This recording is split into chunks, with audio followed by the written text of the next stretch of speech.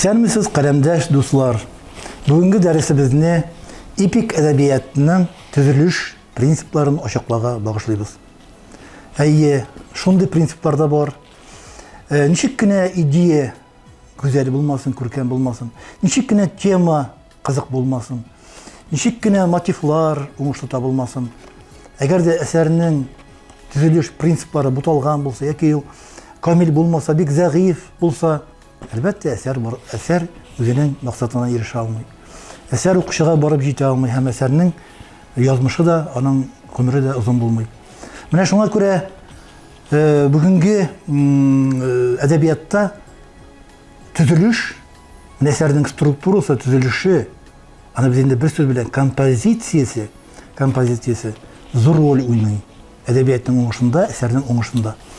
Менә шуңа күрә дә композиция ул төп поэтик тема булып тора. Менә әдәбият белемендә. Менә ул жанр кебек үк, яки анда сүрәтләү чаралары, яки анда әдәби төрләр кебек композиция махсус өйрәнелә һәм аның принциплары инде күптән ачылган, бик берничә гасыр инде ул без беләбез. Белинский вакытларыннан ук композиция төгәл булырга тиеш, һәм ул ачык булырга тиеш. Һәм ул әсәрнең темасын, идеясын алып барганда төп ярдәмче көч булырга тиеш. Димәк, әсәрнең төзелеше. Бу очракта иң төп әйбер инде шул, эпик әдәбиятның төп элементы ул сюжет. Эпик әдәбият сюжетлы булырга тиеш. Шуңа күрә бу очракта сюжетны өйрәнә башлыйбыз. Сюжетның үстерелеш, аның үсү, ягъни аның дәвамлылыгы бик мөһим. Аның элементлары күптән билгеле. Мәсәлән, экспозиция. Экспозицияны без беләбез инде, ул да булса сюжетка кадәрге менә сюжет белән бәйләнешле аңлалып килә торган чаралар, яки ниндидер бер аңлатмалар, яки тасвирламалар, сүрәтләмәләр. Бу үзе сюжетка турыдан туры карамый, ләкин ул сюжетның катамырланып килә.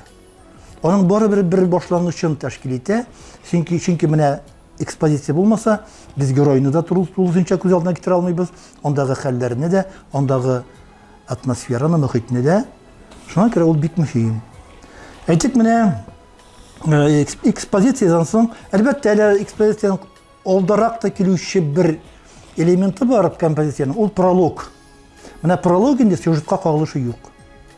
Пролог шушы темага кагылышлы, идеяга кагылышлы, яки шушы геройга кагылышлы ниндидер бер киреш.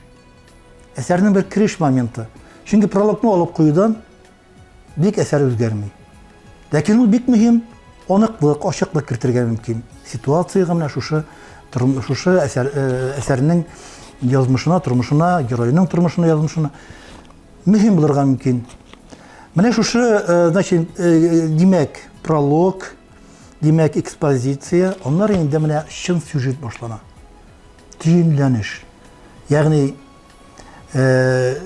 мәсьәләнең куелышы, геройның менә характерның формалаша башлауы, аның беренче чаткылары, беренче характеристикасы һәм инде проблемалар куела. Качагында бу төенләнешне алга ук чыгарып куялар. Мәсәлән, Фәхрине үтереп ташладылар, тирән тамырлар. Ул инде менә шул монда пролог та юк, экспозиция да юк. Мәсьәлә куелды, шуны ачыкларга кирәк. Ягъни бу очракта төенләнештә проблема куела. Герой мәйданга чыга. Һәм ул яши башлый. Үзенең менә шушы идеясе өчен көрәшә башлый, яки киресенчә. Төенләнештән килә инде әлбәттә сюжет үстерелеше, вакыйгалар үстерелеше. Һәм бу очракта менә шушы геройның шушы төенләнештән соңгы тормышы башлана. Хикәямы, ул повестьмы, романмы, бу очракта бер инде әһәмияткә ия түгел. Һәр эпик әсәрдә менә шушы момент бара. Новеллада гына бик көчле түгел ул. Новеллада әйтүемчә ялангач конфликт бар анда.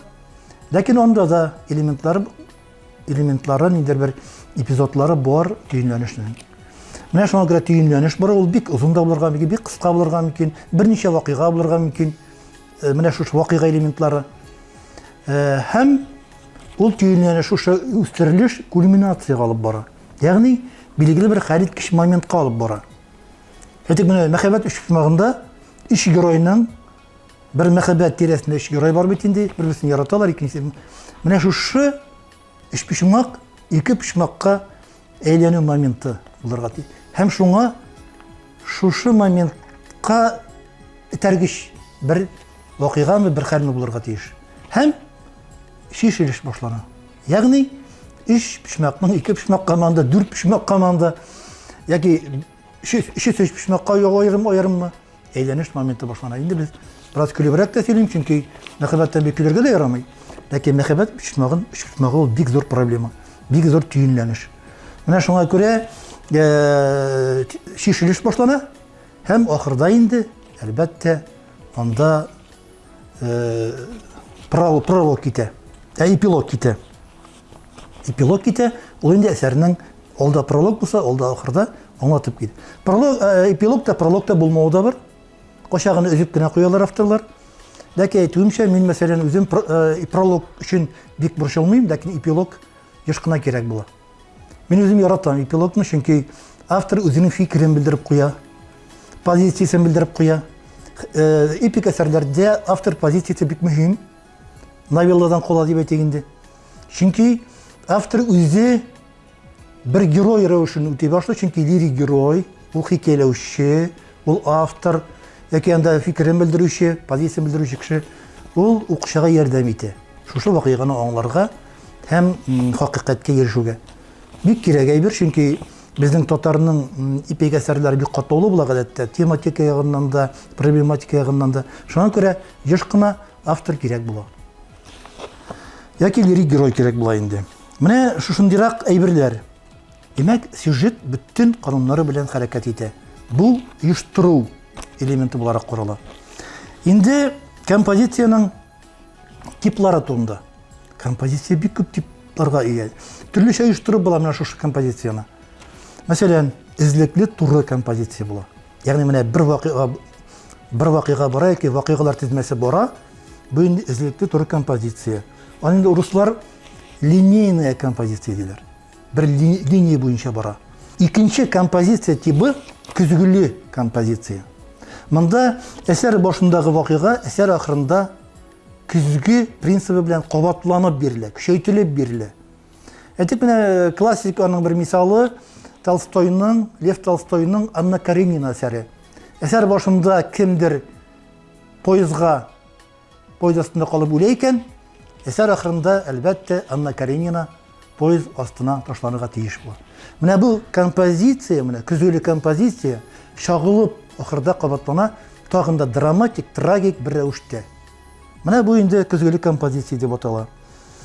Миндә дә бар, мәсәлән, мин үзем Албастылар әсәрендә шулай ук байберне кулландым. Хәлимнең авылга кайтуы, беренче кайтуы һәм соңгы кайтуында бөтенләй башка төрле көчәйтелгән вариантта бик драматик вакыйгалар ичендә бирәм.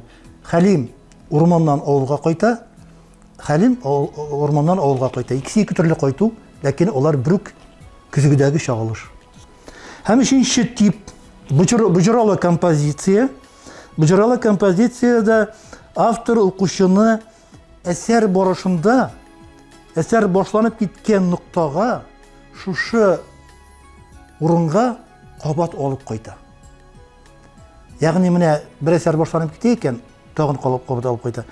Бу инде бик, әйтик, менә мин дә Пушкинның китерәм сказка «Золотые рыбки». Монда, мәсәлән, ярактагырак бара бит. Ахырдан бара ярактагыракка кайтты. Мин шулай бу принципны ошатырган кешеләр һәм Албастылар романында кулландым. Анда шулай ук Хәлимнең менә шушы юл сәфәрендә, вакыйгаларда мин шушы ук җиргә, шушы ук урынга алып кайтам, ләкин бөтенләй башка төрле әйбер. Буҗралы композиция. Кеше әйләнеп, герой әйләнеп йөри һәм әйләнеп кайта. Кире композиция бар. Әсәр финалдан башлана. Фәхрине үтереп ташладылар. Финал өлешеннән башланып китә. Янәшә композиция бар. Янәшә язмышлар бер-берсенә нык тәэсир итеп бәйләнеп баралар. Кысалы композиция бар. Ягъни әсәр эчендә яңа әсәр, яңа текст, сюжет керә. Истәлек, хатирә, хат яки көндәлек булып керә ул. Һәм тынлык композициясе. Автор юри генә берәр сюжет вакыйгасын төшереп калдыра. Укучы аптырап кала. Укучы шуны үзе уйлый. Ягъни тынлык икән, ягъни ул үзек композиция. Менә шушы үзек композиция интрига бирә һәм автор укучыны шактый гына серле бер хәлгә куя. Ахырдан ул ачыкланачак әлбәттә, ләкин сюжеттың бер вакыйгасы төшеп кала. Логик шул бер үзелә. Ләкин ул мәгънәгә яңа төсмер бирә, интрига төсмере бирә, сер төсмере бирә. Менә шундый әйбер.